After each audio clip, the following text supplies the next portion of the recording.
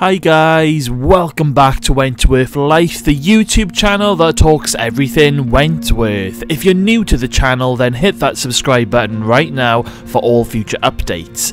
And as usual, if you stick around until the end of the video, I will be responding to some of your comments from a previous video.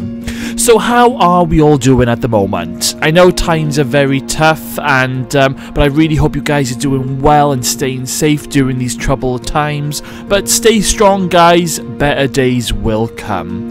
So let's talk a little bit of Wentworth, shall we? Maxine was one of my all-time favourite characters. I loved her from the moment she arrived. She was brilliant.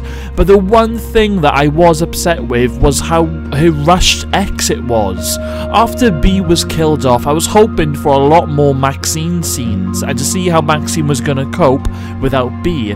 But in the blink of an eye, Maxine was gone in Season 5, Episode 2.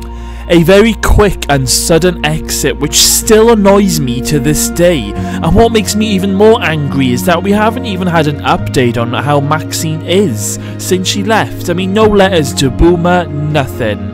So hopefully we will get a Maxine update in the final chapter next year, otherwise I am going to be really mad with the writers for forgetting about this amazing character that they created.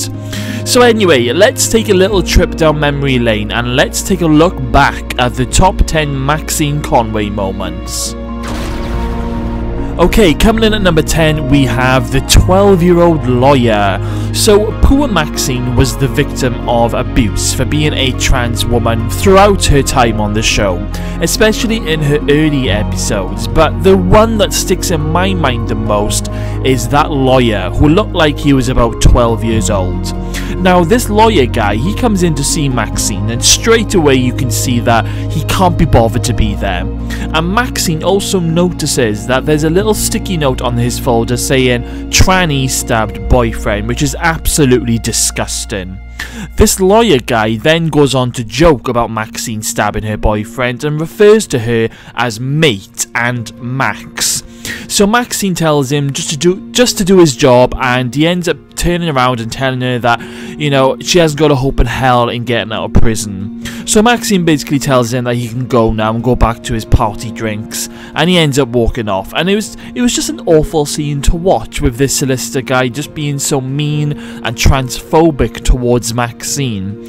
But at the same time, this sort of thing does go on in real life, and if this helps highlight the problem, that can eventually help raise awareness, well done Wentworth for tackling this subject. Coming in at number 9, Maxine beats up Juice. So Juicy Lucy really wasn't a very nice character, and in one particular scene, Juice gives pregnant Doreen the fright of her life by pretending to inject her with hepatitis C. And then Juice's crew throws Doreen to the floor, and bearing in mind Doreen is heavily pregnant at this stage. So later on, B and Maxine visit Juice in the shower block, and B instructs Maxine to beat the crap out of Juice, which, to be fair, Juice really deserved that beating.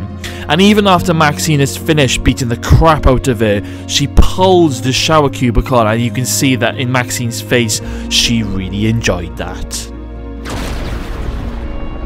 Coming in at number 8, Maxine tells B about Gary. Now, Maxine was just such a genuine, strong, lovely person who was really loyal as a friend. During this scene particularly, when Maxine tells B the full story about what happened with Gary, is such a lush scene, because before Maxine even sits down, she gives B a flower that she's picked from the garden, and it's almost like Maxine is showing B that she trusts and respects her. Maxine then goes on to tell B that Gary had once tried hacking off her hair while she was sleeping, and when she woke up she grabbed a pair of scissors and ended up stabbing Gary, which is why Maxine is in prison. It's such a sad story, but it makes you realise just how hard Maxine's life has been, and it made us fall in love with her even more. In at number 7 we have Maxine and Boomer's friendship. So when Maxine first entered Wentworth, Boomer was just being her usual self at the time and was basically laughing at Maxine for being a trans woman. But over time the pair of them grew close and started a beautiful friendship.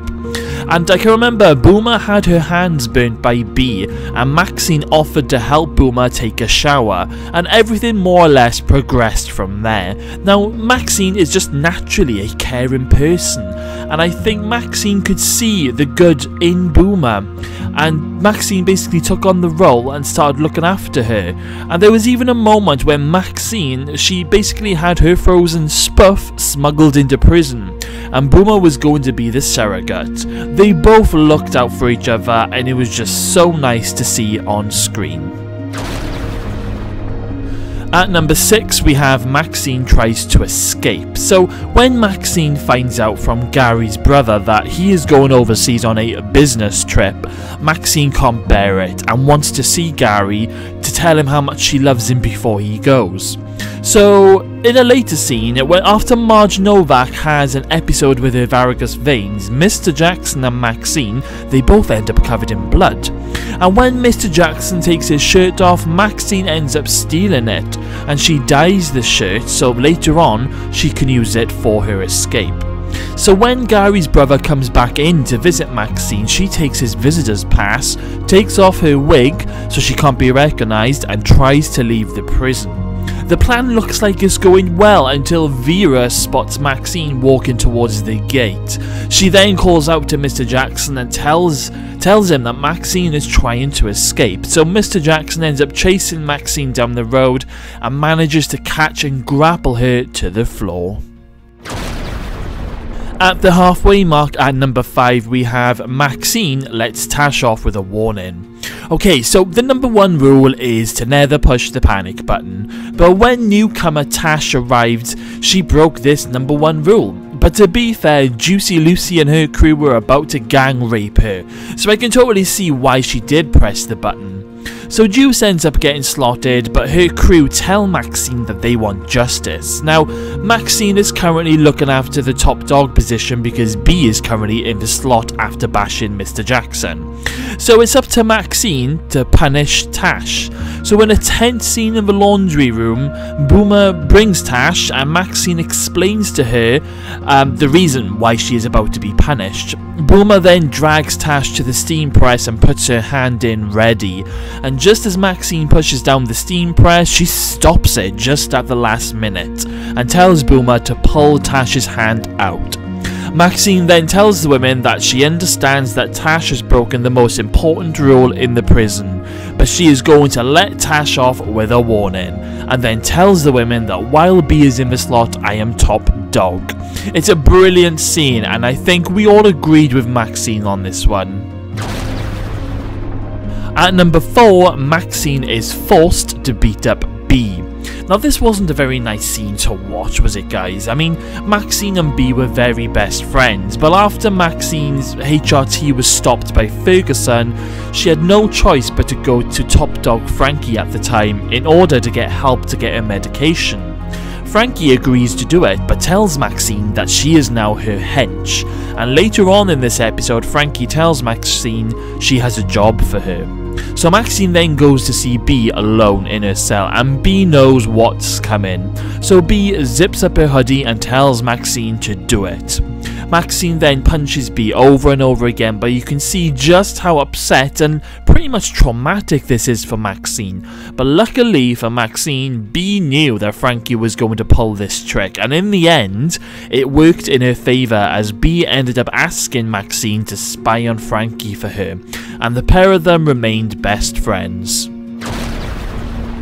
At number 3, Maxine finds out she has cancer. Now, this was the news that none of us wanted to hear, but in season 4, poor Maxine had found a lump in her breast, so she went to get it checked out in private, and I think the only person who knew about it at the start was Liz. And when the results came back, it wasn't good. Maxine had the news that we were all dreading, that she has breast cancer.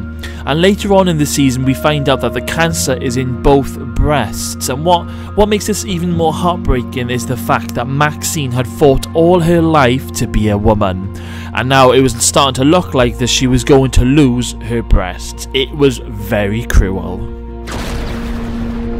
At number 2, Maxine starts the protest. So Maxine was totally loyal to B.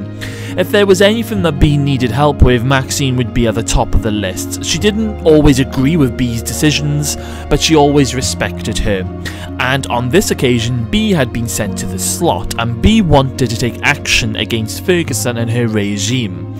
So B had pre-organised a plan with Maxine, and when Maxine got the message on B's food tray, Maxine put the plan into action. And she got all the women to start protesting in the yard, and basically all the women grabbing all their stuff and setting fire to it.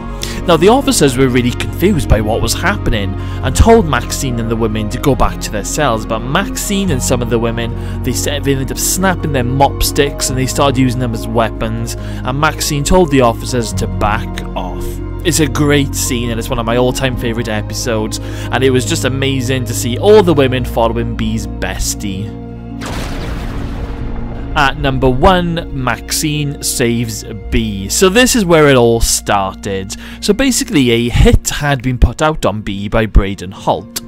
Someone was coming for her, somebody new in the prison, and during a shower scene, B is attacked by the hit woman, and a huge bloody fight breaks out. There are knives, there are zip guns, and it gets pretty brutal, and things started looking like that B was just about to get her just desserts. But then in walks Maxine, who pulls this attacker off B and knocks her clean out to the floor. Thank God for Maxine. And this was the start of B and Maxine's amazing, beautiful friendship. And that was the top 10 Maxine Conway moments. So what did you guys think of the list? Is there anything that I might have missed out? Let me know in the comments box below. I really hope we get a Maxine appearance in the final chapter next year. Do you guys think we will get one? Let me know all of your thoughts in the comments box below. And on that note, it's now time for some comment replies. So we have Aretha, Franklin, Whitney Houston. Thank you to Sean for letting you share these interviews with us. Just what we needed now we're back in lockdown. Yes. Just have to say another massive thank you to Sean, who gave me his interviews to share with you guys on this channel. So thank you again, Sean. And thank you, Aretha, Franklin, Whitney Houston, for your comment. Sarah Harrington. The writing continues to be great. Can't help feeling sad for all the characters who are gone now, but formed this show from the beginning. Miss you, B and Frankie. Oh, yes, sir, I completely agree. I miss all the original characters, but never say never. We may see Frankie again, and we may see B in a dream. You never know. So we shall find out soon in the new year if we will get to see an appearance of Frankie and B, but I completely agree from where you're coming from. I miss the old characters as well, but hang on in there, Sarah. I got a feeling next year's chapter is going to be epic. Thank you for your comment. And we have Nightlight Media. Thank you for this. Amazing information in it, getting me even more psyched for part B of Season 8. Yes, I have to agree once again. That was thank you to Sean for sharing his interview videos with us. And yes, Season 8 Part 2 or Season 8 Part B is going to be insane. It's going to be the biggest season we've ever had, honestly, guys. So I hope you're excited just as much as I am. So thank you for your comment. And we have Jared Douglas. I think Season 9 is going to end in a bloodbath. What are your thoughts? Yes, Jared. I think next year is going to be a lot of deaths. I mean, if you think about it, we didn't have any deaths this year. Unless Ali dies, but I don't think she is going to die. I think she is going to be back next year. But other than that, we had no deaths. So I think next year is definitely going to be the one where it is going to be insane and full of death and destruction. So thank you for your comment, and thank you all once again for your comments. Keep them coming, and maybe next time one of your comments will get featured in my new videos. Okay guys, so that's all I have for you today. Thank you all for watching. Make sure you've hit that subscribe button. Take care, stay safe, and I will see you all again very soon.